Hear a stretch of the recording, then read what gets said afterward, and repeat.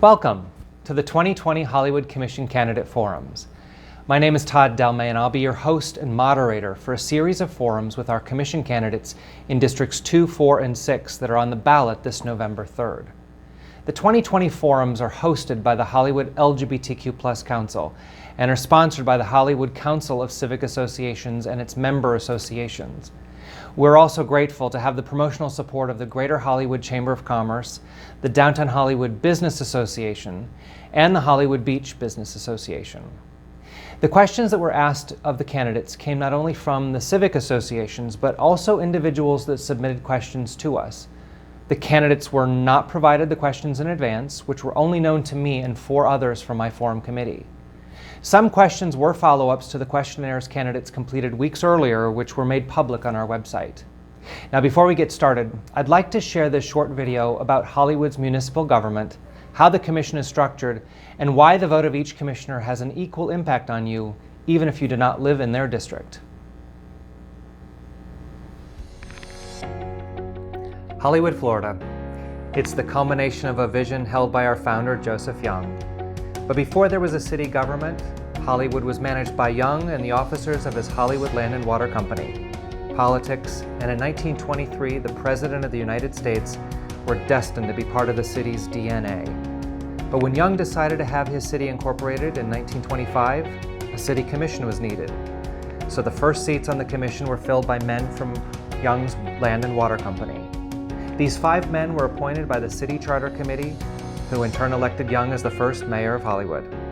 But Joseph Young wasn't interested in the position, and he resigned within the first week. Hollywood's first City Hall and Police Department building were built to house the new government, and it's still standing at the original site on 21st Avenue. But as the city grew, a larger building was needed in what is now City Hall Circle at 26th Avenue, which was in turn replaced by the current City Hall in 1967. After the first 5 appointed commissioners, and over the course of the next 75 years, the members of the City Commission were elected citywide every 4 years by all of the voters, and the mayor was elected to 2-year terms. By the year 2000, voters approved increasing the commission to 7 members, which included the 6 commission districts that were created, and all of the terms became 4-year terms elected in presidential election years with no term limits. Starting with the 2012 election, though, voters approved staggered elections. So now, even-numbered districts are elected in presidential election years along with the mayor, and the odd-numbered districts are elected at midterm to coincide with the gubernatorial election. Term limits were also established in 2012 for a total of 12 consecutive years for commissioners and the office of mayor. In its nearly 100-year history, Hollywood has never elected a black commissioner or mayor, although we elected our first female commissioner in 1975 and our first and only female mayor in 1986. Hollywood has what is called a commission manager form of government, and the City Commission is a legislative body that governs from a fiduciary responsibility to its residents. The commission meets on the first and third Wednesday of each month, and their role includes, among other things, to adopt an annual budget, set policy, and appoint the city manager. The Commission also serves as the Board of Commissioners of the Hollywood Community Redevelopment Agency, or CRA, for the Downtown and Beach CRA districts. The Commission also discusses issues and programs affecting Hollywood, and they listen to constituents' concerns during citizen comments. Our founder's vision was that Hollywood will be a place for everyone. Your City Commission and fellow residents encourage you to make your voice heard and to play an active role in choosing the future leaders of our city. Together, we give vision to Hollywood as a diverse, equitable, and inclusive community. Welcome to the District 6 Commission Candidate Forum. I'd like to welcome our candidates. First, we have Mr. Jack Anthony Izzo. Mr. Izzo. How are you doing today? And we also have the incumbent, Mrs. Linda Sherwood. Hi, everybody. Good to be here. Excellent. Well, I want to thank both of you for joining us today and taking the time to answer questions that are important to our residents and to the community. Now, we did a random drawing in advance to decide who would go first. Each candidate will get 2 minutes for an opening statement. And the first opening statement will go to Linda. Okay, everybody. My family moved here on my 19th birthday in 1961. So I am a 59-year resident of the city of Hollywood, and my heart belongs here in the city of Hollywood. I entered into volunteering, starting with the school board, of being on the board of directors of the PTA when my children were little. That worked me into, at that time we lived at Driftwood, and that worked me into volunteering to help write the master plan for the Driftwood Civic um, Community Center and Field, which was a huge amount of work. And it gave me a lot of experience in how to deal with the commission of the city of Hollywood. Uh, Following that, or during this time also, I went back to college, Broward College. I became a registered nurse, and I have extra certifications in oncology. So that's my main education.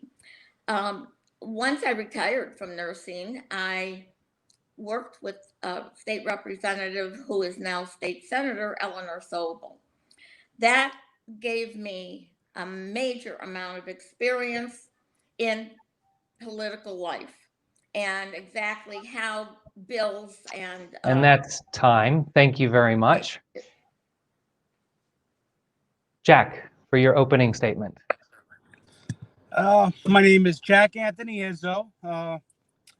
Moved here roughly about 12 years ago. Was living in North Miami most of my adult life and partial childhood. Always wanted to move to Hollywood. To me, it was like, living in the grand, it was more upper class for me growing up where I grew up in North Miami. So it was always a dream of mine to live in Hollywood. Hollywood was like it, the beach, so I after high school, I started going to Miami-Dade College, where I also started a business that became very successful at 18. And I put myself, my brother through college. I was a electronic engineer by trade. Then went back to school for finance, put myself back through college and business management. Ran a very successful company up until about 3 years ago. I actually sold it, and I now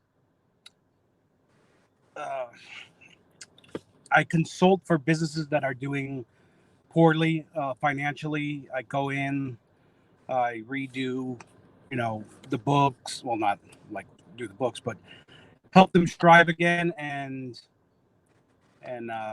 succeed. So I've been doing that for about 3 years now.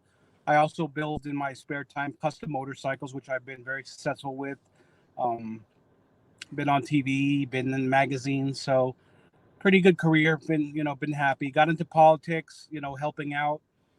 Years ago, I've done Boys and Girls Club. I've done, been very big in my church. 2 minutes. Thank you very much. I appreciate problem. that. So we're going to get everybody on screen here, and we're going to start with a speed round. So just in 1 or 2 words, see if you can answer these very quickly. The key word being speed. What's your favorite Hollywood restaurant? What's my favorite Hollywood restaurant? Either one. Either one of you can go. Okay, good. I would say Pizza Rustica is one of my favorites. Pizza Rustica? Linda? Okay, I love what's its name? Downtown. I can't even say the name. My mind just went blank. But Okay. I love.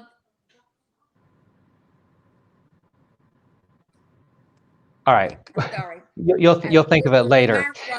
It's Mark Ross business. Mark Rose, you're talking about Mickey Burns? Mark Roth, yes, Mickey Burns. Mickey Burns, okay. Who do you count on for advice?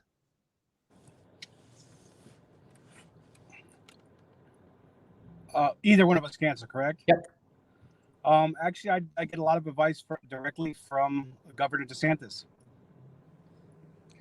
I depend a lot on our city manager and his team. Okay. What's the first thing that you read each morning? I open my Facebook. iPad to see what emails have come in. Okay. Jack? Facebook. Facebook, okay. In one word, what's the number one asset that you would bring to the job? Experience. Knowledge, expertise. All right. All right. What is a disruptive issue you're interested in? And I just want the name of the issue. And when I say disruptive, I mean some idea that just breaks away from business as usual. Infrastructure. The same.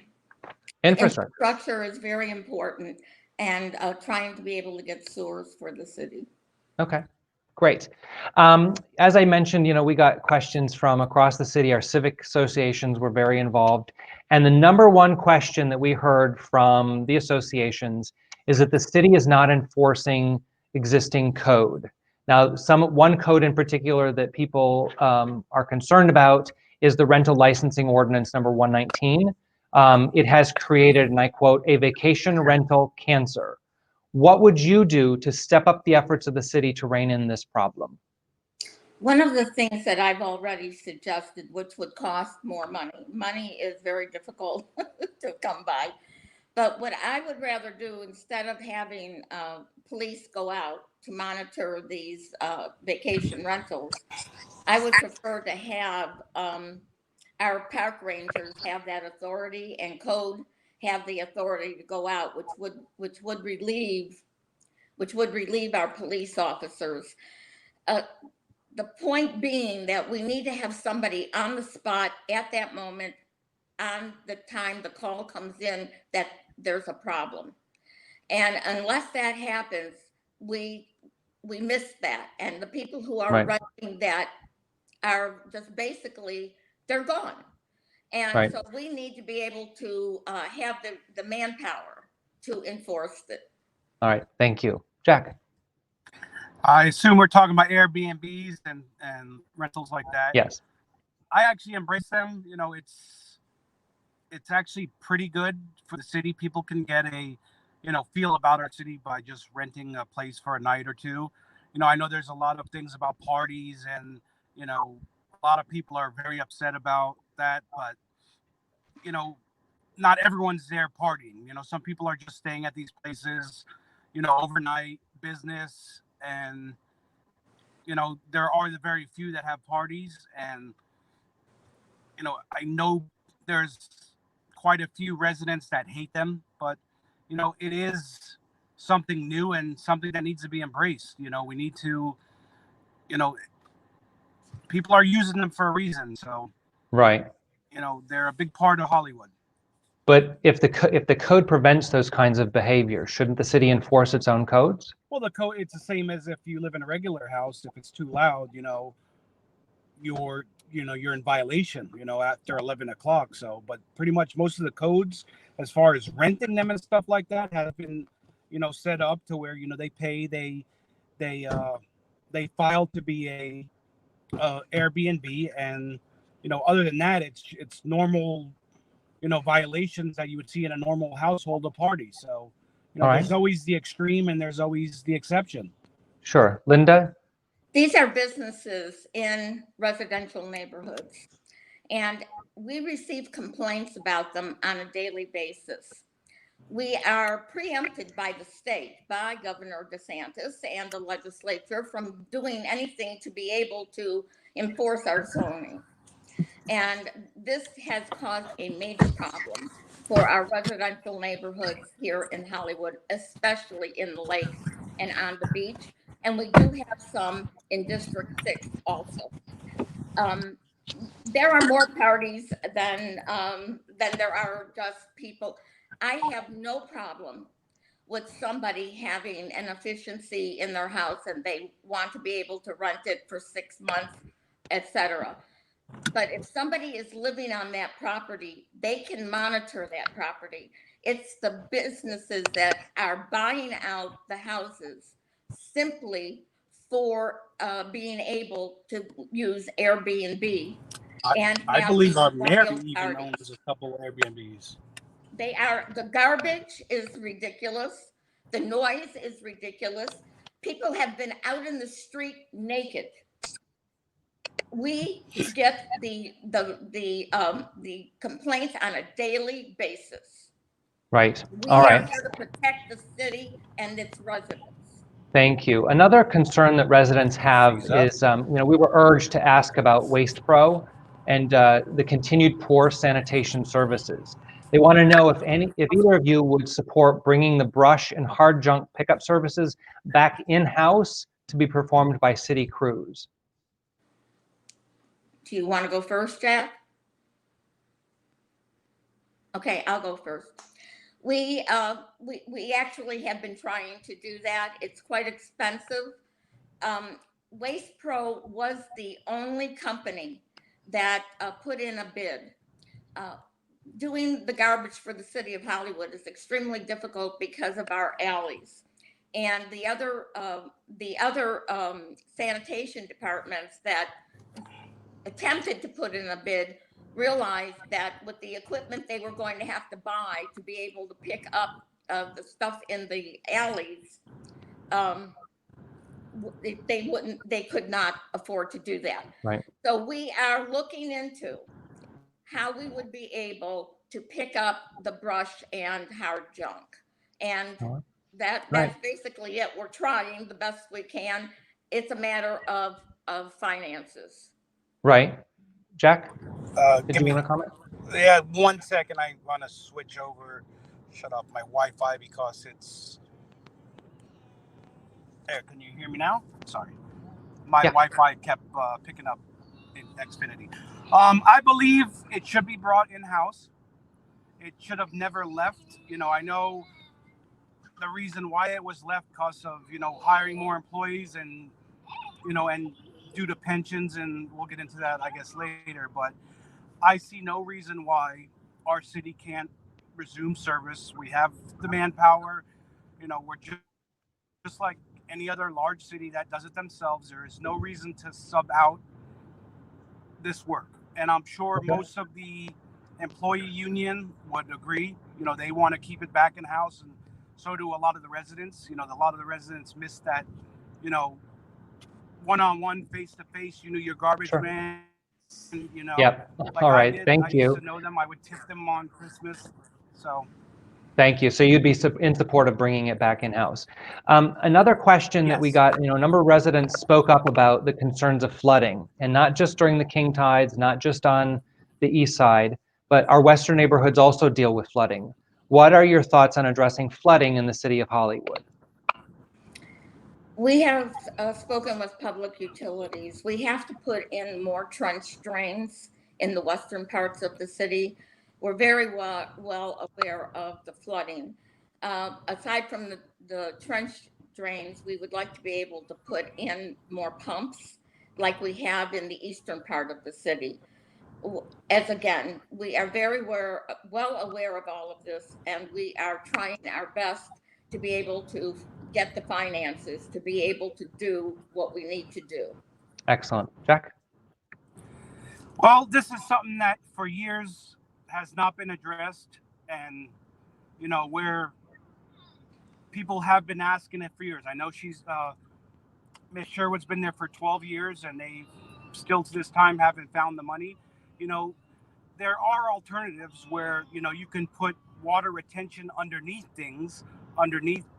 There's so much new technology to help along and save money, but we're still just looking old ways, trying to find money. There's no money, and infrastructure is the backbone of the city. It needs to be addressed first before we build, before we do this. We need to. I had a house in West Hollywood. When it rained, it was flooded. It was right up to the door, and City don't care. It's on me and my insurance. Right. And there's Well, now, thousands. I asked Mr. Izzo a question. well, hold on here. I want to just kind of dig into what you mentioned about finding the money for it. Of course, the budget is always something that comes up. Interestingly enough, that not a lot of residents brought it up, but I think every single candidate wrote something about the budget. Mr. Izzo, do you know if whether or not the city's fiscal year 2020 budget increased or decreased from 2019? Increased. 2020 decreased by $43 million from 2019. Right. And that was done by actually going to the bone in every department in order to be able to have a balanced budget. So the thing of trying to get money, we have our only income basically, aside from permitting and impact fees, is the property taxes. And our income from the property taxes, 77% of that goes to salaries, pensions, and healthcare, which is fine. I love our employees, and I want to be able to have them have a decent living and a decent pension, and so that they won't go to other cities. The problem is that when 77% of the budget is used for that, there's very little left to be able to do the capital improvements. So how do we fix that then? How do we move beyond? If that continues to be the issue, how do we fix it and move on? One of the things that we did in order to be able to start working on the streets, et cetera, was support the county penny tax. That's one way we're going to be able to get money to fix our streets. Now, mind you, our streets, only the inside streets belong to the city of Hollywood. Then there are streets that belong to the county, and there are streets that belong to FDOT. So we don't have control over every single street that is in the city of Hollywood. Right. So anyways, we are working very hard. Now, the reason we asked for the GLB was so that we would have the support of people to be able to have enough money to fix things that we know are breaking down now. As far as doing the infrastructure in the streets and putting in more sewers, you're looking at $480 million. If Mr. Izzo knows how to get that amount of money, I would be very happy. Well, Jack, hold on.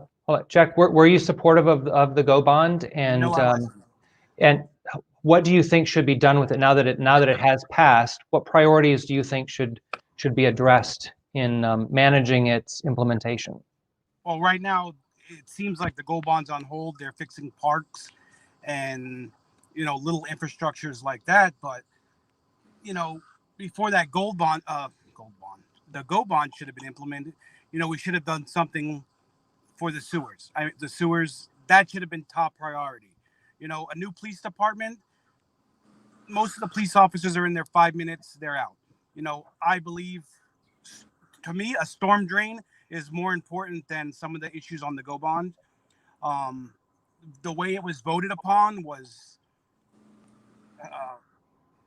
I don't know, it wasn't right. Nothing felt right about it. It should have been done in 2018. They had a special election, $200,000 to get it on, the ballot, and 7,000 people voted on it out of a city of 100 and something plus thousand people. It wasn't well publicized, so I still have a bad feeling towards it. Excellent. Did you have something to add to that? Yeah, it was more than well publicized. In fact, there were enormous signs out. In fact, one of the places where I'm going to be putting one of my political signs is at 105 Calle Largo Drive, and that is about 100 feet from I-95. That's the only everybody sign. Passing to I-95 knew that the GO bond. All right. Well, I want to talk a little bit more about city leadership in general. A number of respondents told us that they felt that Hollywood lacks a vision for itself and for the future.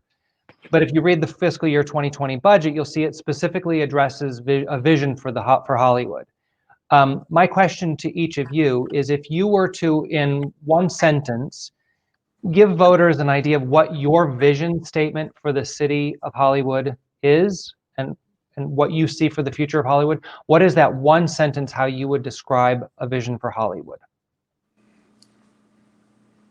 Do you Go want ahead. to? Okay. Um, my vision is to bring in very viable businesses so that we can increase the job market here in Hollywood, so that our citizens will be able to have a good living wage and be able to survive. Jack? Mine, a great vision for me, for my Hollywood, is that our city, our local leaders put our residents first. First and foremost, our residents. Then worry about, X, Y, and Z. But we need to put our residents first, their voices being heard, you know, they're being forgotten about. And, we're worried more about development and that, and our residents are suffering. Yeah. We of them. Now, I want to shift and talk a little bit about downtown. Of course, Hollywood's downtown, and it's often the center of attention when it comes to what people believe is holding the city back. And we had a number of suggested questions about why the commission isn't doing more to bring in more businesses, as you mentioned. But one of the questioners actually flipped the script on that and said, what can we do to get residents, to encourage residents to support the businesses that we have, so that we will be able to attract the type of businesses we think should be here? One of the things that we need to do is make sure that there's enough parking downtown so people will be able to visit the businesses. We have a business committee association downtown, and they're coming up with all different types of ideas. And part of it is the cost of some of the menu items for residents that are not in a high-end job situation for their budgets.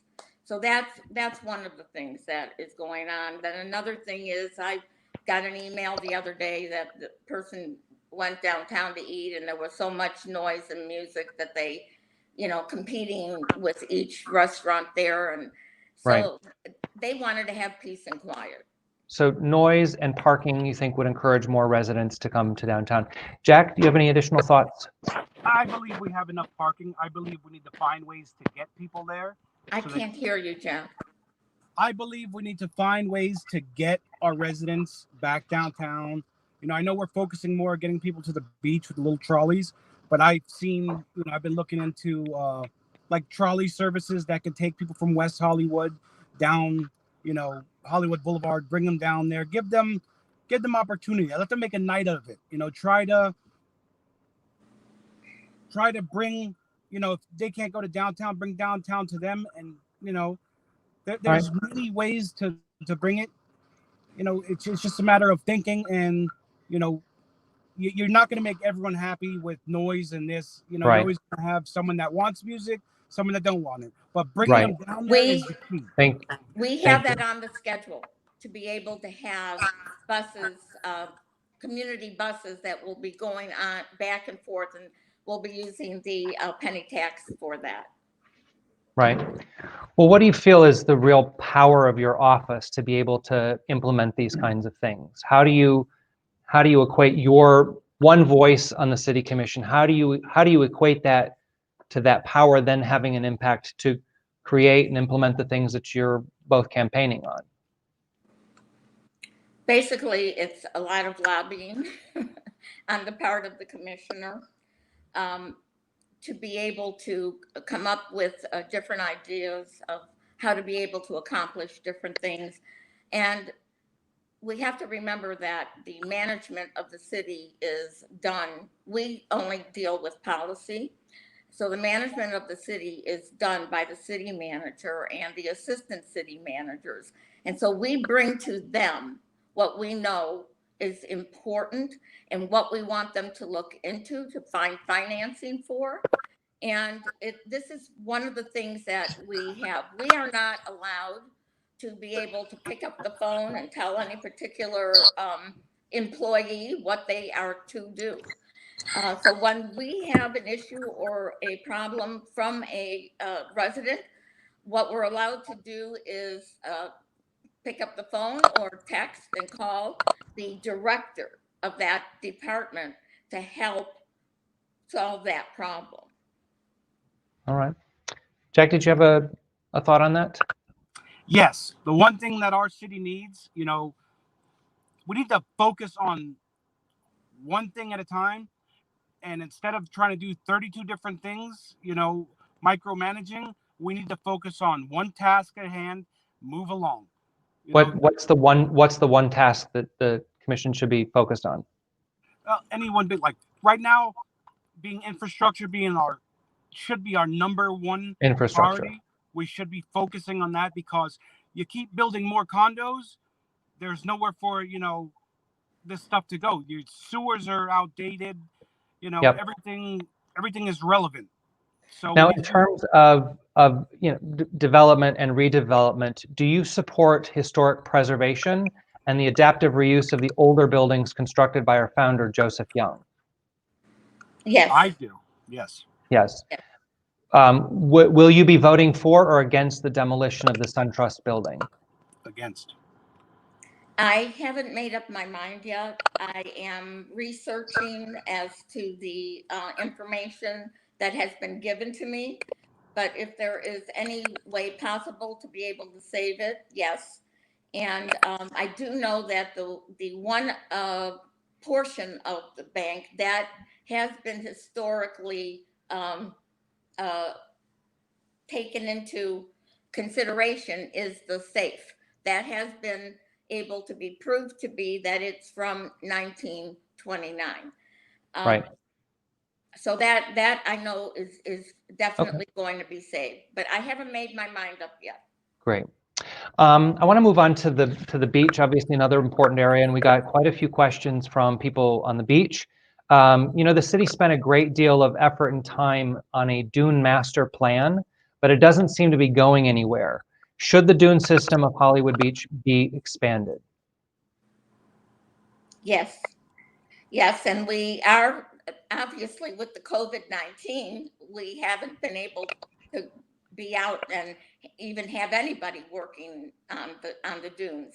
But before the COVID-19, we had voted to make sure that the dunes would be installed, and they would be installed throughout the entire length of the beach. Right. Jack? Yes, we do need to focus on the dune and keep it going, getting it goes the whole way down the beach. It is definitely needed. Right. They also, pointed out that, the beach area, A1A, has been under construction for 3 years. Would you support a marketing or advertising initiative to promote the area, to let the market know that the beach has been revitalized? We are doing that now. We have our CMed, our communication, economic, and department, where they put out all the ads that we need, and we are and the CRA does also. So we are actually in the northern parts of the country with what our beach can do. Okay. Jack, did you have anything to add? Yes, advertising is great, but we need to advertise in our own backyard first. We need to let our residents know the beach is revitalized, ready to go. We're passing over residents to go right to, I've never got anything that says, the beach. I would like our residents to know, we are Hollywood, without a doubt. We need to know, this is ready. We need, to be assured when we get down there, there's going to be parking, right. What new restaurants are they come out with a little more advertising. I'd be happy. Okay. But more focused on residents. Thank you. We heard a lot from residents about the beach and the Broad Walk, but some people feel that it ends up getting trashed whether it's people leaving things behind, things blowing in the wind, or the tractors that go up and down the beach and they're turning the sargassum and they're burying trash in the sand. What would you do to address residents' concerns about putting our best foot forward, not just to residents, but to visitors? One of the things that I proposed, which I just said a few minutes ago, is being able to have our park rangers to have more park rangers and have them there so that they would be able to see that our ordinances are being obeyed. We also have our volunteers coming in to clean up the beach.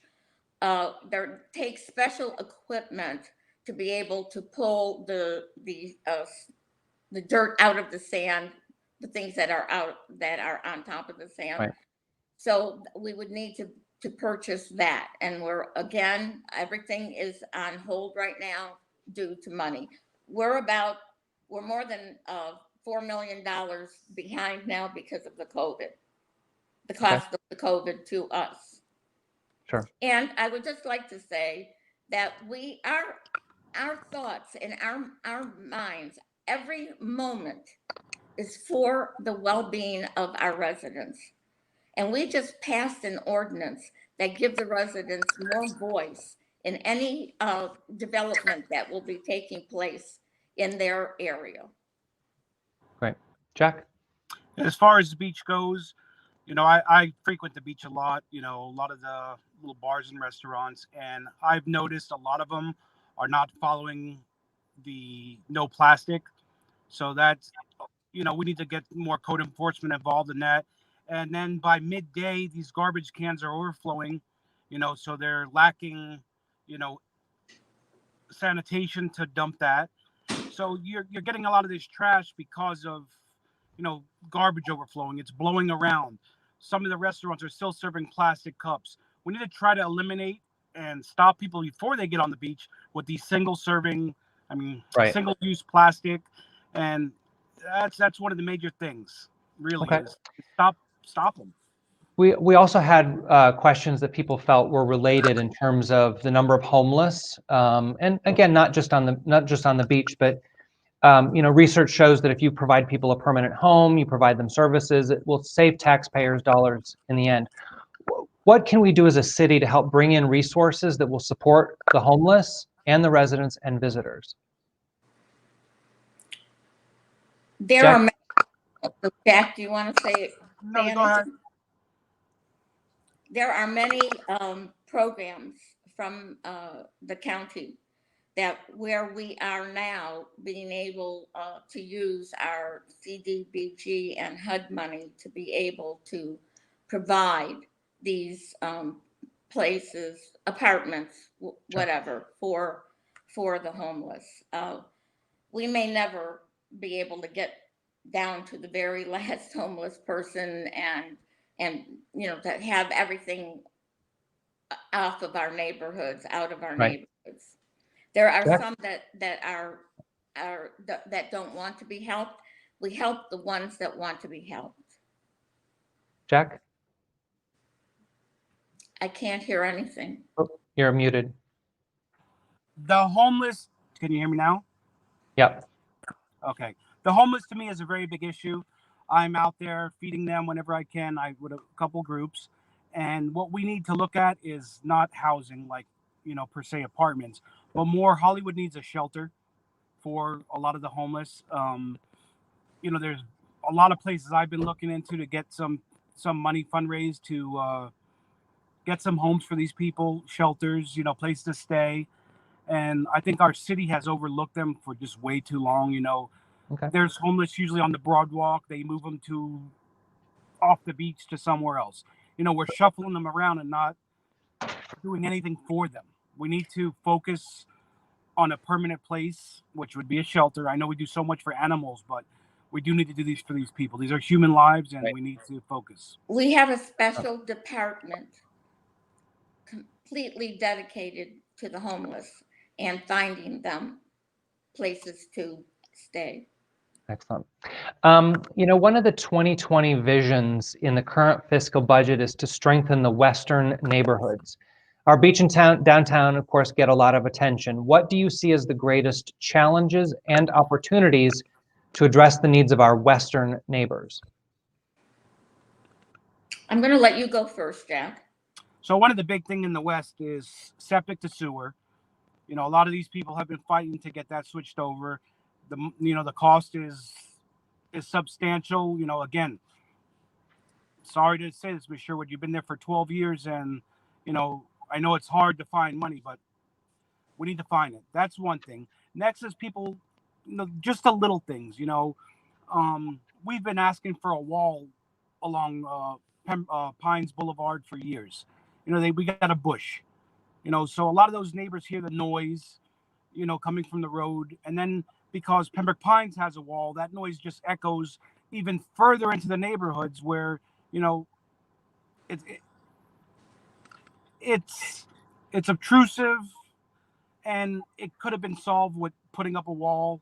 Right. But there's always, and supposedly there's money in a budget for the wall or in the go bond for the wall, but who knows when that's going to happen. But I think our neighbors just need basic, small. They're not asking for a lot. Just clean up the neighborhood. Yep.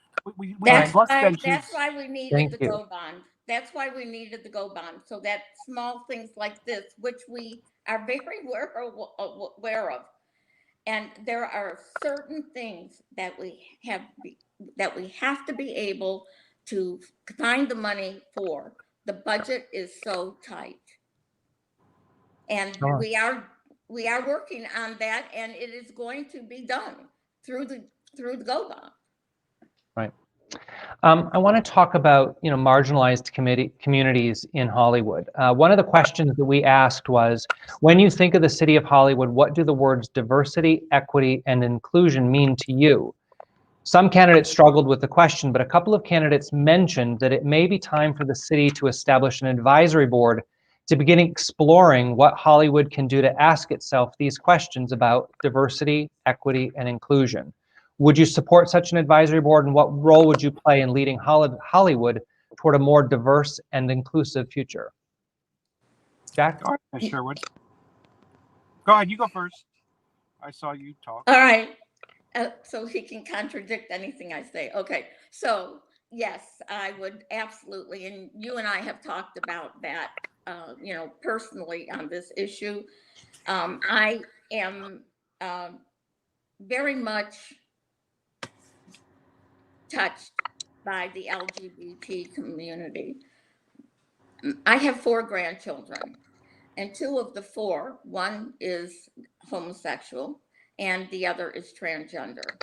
The transgender moved to Canada because that grandchild felt that they were not accepted here in the United States, especially with President Trump and Governor DeSantis. To have my grandchild move to Canada was heartbreaking. I would be a part of this community with the advisory committee because I'm living it, and I would like to be able to help the people in Hollywood. Jack? First of all, the step that you guys took with the council was the first step forward. As far as diversity, you could look right at the panel and see there ain't too much diversity, on the commission, and a lot of people, think, oh, they don't want to run, but, we need a little bit more diversity on a lot of these boards. I would fully support a board for diversity and equality, which would also help with training for, say just regular employees. Let them understand, this is a part of our life. Nothing's going away. This Right. we got to teach people, and it's going to take a lot to teach people how to live, to love, to accept. And Well, you brought up the diversity of the commission, and in District 2 there are 2 Black women running, and if either of them were to be elected, my understanding is that they would be the first Black woman, the first Black people ever elected to the city commission. So what does the lack of representation mean to you, and how would you foster change? I Jack? have always been open to whoever wants to run for the commission. I am not, I vote openly for whoever I feel is the best candidate. And if they do not apply to be able to come onto the commission, to run a campaign, to do what needs to be done, there isn't any way that I can force someone to be a commissioner. We would like to have great diversity. The city of Hollywood makes absolutely no qualms about hiring anyone who is gay, Right. anyone who is black, anyone who is brown. When I walk through City Hall, every one of these different colors and different ethnicities are there, and they are good friends to me. Well, are there barriers to entry, whether it's somebody based on race or even gender? For example, our city code does not protect women in its non-discrimination for housing.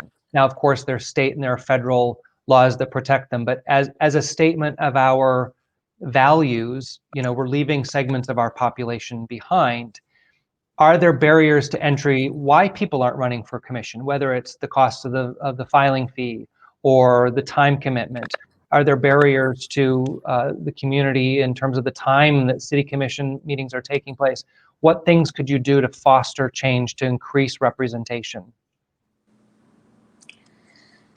I think it's a time issue. I think it's when people are working, the different areas that are in my district are basically low income. These people are working 2 and 3 jobs to be able to make ends meet. I don't know if they feel that they even want to be able to attend a civic association meeting. Some of them can, some of them can't. Others may feel that they are working with their children to be able to make sure their children are entering into the extracurricular activities that are good for the children. I cannot explain to you why someone does not want to. Right. It's a big time commitment. If you don't have the Yep. time, it's a big time commitment. Jack, did you have any thoughts on that? Yeah, first of all, yes, the filing fees are ridiculously high. There's a lot of things that do discourage people from wanting to run, and I've seen it all around. Commission meetings are usually held, in the middle of the day or early, where, unless you can watch it recorded later, you're not going to see it. But we also can, to get more diverse people in, is there's a lot of programs in these high schools, a lot of kids that want to, be more involved in their community and in politics. And I think we do need to have some kind of one-on-one with our city and some of these high schools to get, more kids, let them know that, they can be a voice for their community, Yep. And help them and push them. And I do a lot of work with kids, and they need that. They need that push. We Yep. are absolutely doing that, and we have invited the children to come, the teenagers especially, to come to our commission meetings. We go in to the different high schools and have assemblies with them to let them know that they are a part of our community. Right. What would you do to ensure that our city facilities, and especially like new buildings that are part of the GO Bond, that they will include gender inclusive bathrooms? Are you talking, okay, yes. In other words, whether it's male or female, is that what you're discussing? Well, a gender inclusive bathroom would be a bathroom set aside that you could use regardless of your gender. Yes, that would be fine. Yes. Jack? Yes, it should be. Our city has to look around at, other cities, if not be a model for a lot of other ones. And we should have, your gender specific plus, your alternate. the same way they have family bathrooms, they should have an alternate for, you know, other genders, let's say, and that we just got to get with the times, basically. All right. I can tell you this, it was a big issue with my one grandchild who moved to Canada.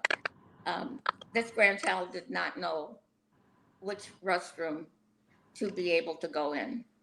And it was a big problem.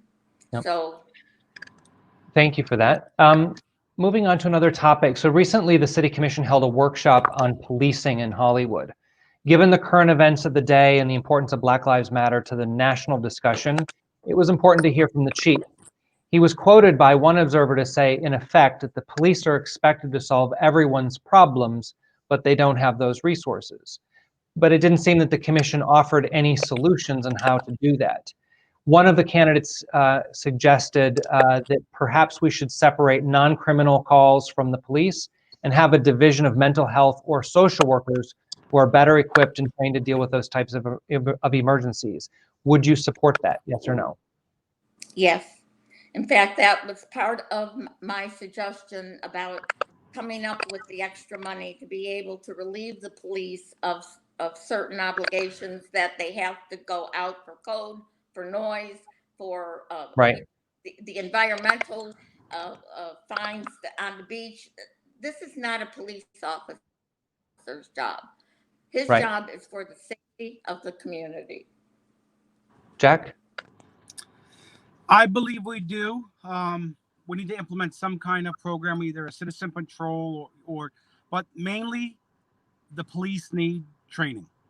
You know, we need more extensive training, more continued training to help them deal with some of the issues facing us. And, you know, not everyone going in there hot-headed. You know, we need, you know, Right. basic sensitivity. So they need to as well adapt and what better And we training, suggested that also. Okay. of course. Now, given the city's concerns, and both of you have raised concerns about the budget, are there funds that the police receive that could be used to support other issues we discussed today? Yes. There are grants that they apply for on a regular basis, and we have the forfeiture money that we are able to buy equipment, et cetera, to be able to help finance their needs. Jack? I believe they don't have enough money. I think our police department is lacking funds. We're driving around in, you know, 15, 20-year-old police cars because there's lack of funding, you know, and there's really not too many grants for police cars. There's grants for, you know, body vests and things like that, but nothing for police cars, and training again would be something that, you know, we could Yep. use funding for. So We just bought more than 20 new police cars. Jack, if you how many listen to police the officers are if there? you listen to the commission meetings How and many knew police what was officers do going we on, have? you Hold would on. understand this. We are ramping up everything, and we have just bought and spent millions on new police cars. So Jack, Jack, I would just want to go back. Sure, I want to make sure I understood. So you would allocate more funding to the police out of the existing budget? Yes, but for not just to give the police, they're for shiny guns, but more for things to protect them, as well as to teach and have programs set up to teach, you know, Okay. training for the police officers. Okay. And would you support training officers, you know, in key areas, you know, based on the community that they're serving or the neighborhood that they're serving? Would you support additional training for that as well? Yes. Absolutely. Yes. Okay. It's needed. One issue that also came up from residents was talking about our schools. And of course, the one thing came up a couple of times was the idea of K-8 schools being more attractive for families that want to, you know, stay here longer term and really make a life in Hollywood. Hollywood Central is a perfect example of one of those schools where the idea was to make it a K-8 school, but it was not approved. So what would you do to make sure that what Hollywood wants for its own schools is actually happening, and to make sure that the Broward County School Board is listening to our needs. Jack, I'd let you go first. Jack. Okay, this is a big subject for me. I have 2 children in school. I have one child that's in a special needs program in West Park I Elementary. can't So hear you. he's pre-K. He's in West Park Elementary, and for his needs, K through 8 is definitely a great thing. My daughter goes to what's it called? St. Bernadette's, which is a K through 8. And a lot of families want that. They want their children to go. It creates a bond. It also, learning environment. Plus it's great for the kids. And Right. Well, I think that the thing is that if the neighborhood or the school the kids that would be going there, if the families want a K-8 or they don't want a K-8, the point is, how do we get the Broward County School Board to follow along and do what our residents want? Linda? We've done everything we possibly can. We have lobbied them on a personal basis. We have a task force for our schools. Aside from our education committee, we have this task force. And in fact, the mayor is one of the leaders of that particular task force. It always boils down to money. And if they do not have the money, if the school board does not have the money to be able to retrofit a building in order to be able to have the K through 8, which we are working for, we are lobbying them for, we are trying to show them different ways of how to be able to do it. And you can see how far that has gotten. Okay. The school board just got $800 million a couple of years ago that it still couldn't find half the money. So they had the money. Yes, they had the money. I've been following the school board. There was a lot of things that money was supposed to go for, and K through 8 was one of them. And It was, but it it never needs to go happened. it needs to go a little further. And I think Right. city by city needs to talk to Broward County about this subject. Great. Thank you. We've done. Jack, the city had developed what's known as a sustainability action plan. It set a number of measurable goals that the city was supposed to achieve by the year 2025. How familiar are you with the plan, and what's your sense of how we are doing? Well, I know one of them was the wastewater into the ocean was supposed to cease. Yeah. And I don't think we are any further than we were, when they implemented it. So I think You're talking about the injection wells? yes, I think we're no better, and I don't think they're going to hit that goal. Again, it's going to save money, and but it all falls back to infrastructure. You need to they want to treat the water and bring it back to the aquifers and stuff like that, and I don't think we're any closer to that goal. We have already built 2 separate injection wells in order to be able to meet the goal by 2025 to not have any outfall into the ocean. The outfall into the ocean is treated water. It's not the type of water that you can drink, but that is treated water. We use that treated water to sprinkle in our golf courses and our medians, and any city building is using that, what's called gray water. We are very, very well aware of our needs, and as far as other things that we are doing, we have every development now that puts in a project to us must have electrical charging stations in their building, even in individual homes. So Great. So we're doing all of this. It's everything we have passed within the past 4 years that we are working on everything and doing what needs to be done. Well, part of those initiatives, though, the green initiatives, obviously Florida's a sunshine state. There are not a lot of solar roofs. Rooftop gardens can certainly help lower the temperature of a building and lower the cooling costs. Prioritizing our tree canopy. These are all things that can cool and avoid more urban heat. But how do we get those things actually brought forth so that they're actually being implemented? It's one thing to pass it or to have it as an idea, but getting residents to actually implement. They are being implemented. We're planting trees. We had 1,200 trees that we just planted this past year. We are doing it, and as far as the buildings go, there are 3 buildings on the beach that have the grass growing on the front and on the top. So these are all issues that we bring to the project builders so that the city is kept safe. Now, as far as solar, we're looking for solar on all the new buildings that we will be building. When we ask the developers, or not ask, even put that in, because that is one of our 20 things that they must meet, they talk about the cost. Right. The bottom line on all of life is money. Right. Did you have anything to add to that, Jack? Right. Yes, I know a lot about, sustainable roofs and, live roofs is basically what we're talking about here.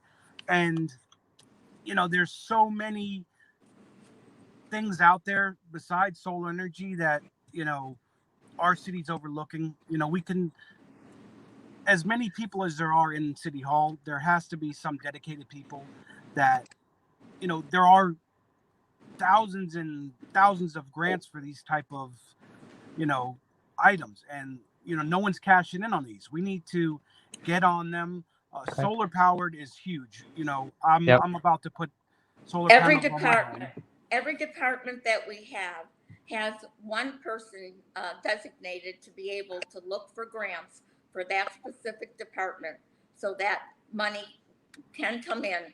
And if you look at our agendas, you will see how many times we have placed in what the ordinance, what the resolution says, that we will have them apply and accept this grant.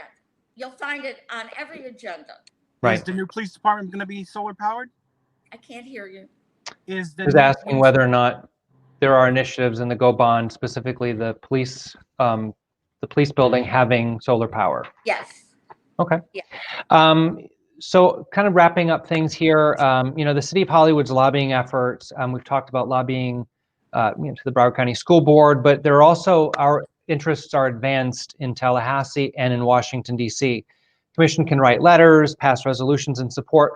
What do you think are the most important, what's the most important issue our commission should be taking a stance on and using its political power to affect change? Jack? As far as the city or? Yeah, the city. So when the city tells its lobbyists in Tallahassee and DC, what is the one issue that it should say, this is where we need to take a stance and use our political power to affect change? We need to lobby for quite a few things. And like one of them is they need to have special lobbyists. Can you hear me, Ms. Sherwood? No, I can't hear you. We need to lobby for more money. If the city cannot pay for infrastructure, they need to lobby for more money there. We need to lobby. So you say that, I just wanted the top issue. So the top issue you're saying is infrastructure. We should lobby for more dollars for infrastructure. Yeah. Exactly, which is what we are doing on a continuous basis. We are looking for money to be able to put in our sewers. We are looking for money to complete the injection wells. We are looking for money for affordable housing. One of the major problems that happens in Tallahassee is when they begin to try to balance their budget, they take all the money out of utilities and they take the money out of affordable housing. That trust fund is constantly being used. Has the city lobbied for more federal support for COVID relief? Yes. Yes, and we're continuing to do that now. Okay. Now, when I go back to what I was speaking about, infrastructure, and it is all due to global warming, and it's all real. So without that infrastructure, sea levels rising, this has to be our push, even more for it, because we have neighborhoods flooding, like you said, king tides and whatnot. So, Right. lobbying more, that's why I keep putting emphasis on infrastructure, because again, it's relevant. Sea levels are rising. Right. This water has to go somewhere, and it's not, we don't want to have to end up in 10 years having all of our houses on stilts. We are strongly, strongly lobbying for all of this. You must remember that the legislature has a majority Republican, and they are very much voting no against any money coming to South Florida. This is the way it is. It's They for just real. gave a lot of money to the Everglades, so you can't blame it Thank on you. politics. Thank you to both of you. So we want to close with our 1-minute closing statements. So since we started with Linda, we're going to end. We're going to begin with Jack on the closing. So you have 1 minute for your closing statement, Jack. So I'm just gonna, give my little 1 minute. Is Miss Sherwood has been there for 12 years, looking for, and talks about no money for this, no money for that. You had 12 years to find this money. You had 12 years in office. You should be, I don't know, you should be a professional at finding money by now, but we're focusing on, gold bond. Let's get a police department. Let's get this. But, the things our city needs, we're not getting, and our residents are not getting it. So, development is great, but we still got to focus on the people that live here day in, day out, 365 a year. And I believe, most of our commission is not focusing on that. So with And that, that's time. Thank you. And now closing statement, 1 minute for you, Linda. This entire commission, including myself, is completely dedicated to the residents of the city of Hollywood. That's why we're here. I am running because I want to be able to make sure that the gold bond money that we have, that the people passed, is going to be used exactly as they wanted. This is the first time that we will have any amount of money that we can do anything with for the city of Hollywood, for our infrastructure, for all of the things that are needed to be done. So that was why that was so important. Now, I leave it in Mr. Izzo's lap. If he can find $480 million for sewers, I would appreciate him letting me know where to get it. If he can find all the money to be able And to that's give time. the school board, let me know where it is. Thank you. Thank you again so very much to both of you. I I ask one really question? sincerely appreciate your time with us today. And I wish you both a safe and healthy journey on the campaign trail. And thank you again for your time. Thank you. Thank you very much. So long. Thank you. Bye-bye.